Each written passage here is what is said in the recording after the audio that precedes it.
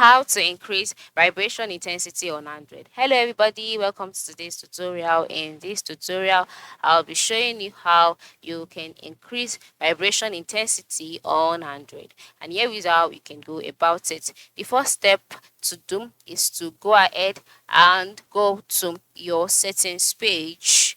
Okay, because that is where we are headed to. That's where we can carry this out. So once you're on this page, the next step is to go to the search bar and type out accessibility, because that is our main focus for this tutorial. So then you search for it and wait for options related to accessibility to be displayed. So here are they? And then once you can see all of this, the next step is to click on accessibility special function. All right, the one that has special function as a subheading.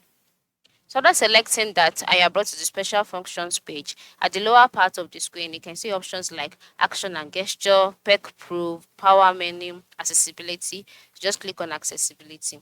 After clicking on that, you will be brought to the accessibility page where you can see interaction controls. So yeah, the next step is to scroll down. You can see that each of these special functions have their heading. The first one is downloaded apps, the second one is screen readers, the third one display. So scroll down until you can see interaction controls. So under the interaction controls, the next step is to navigate through to vibration and haptic strength. It is the last option here.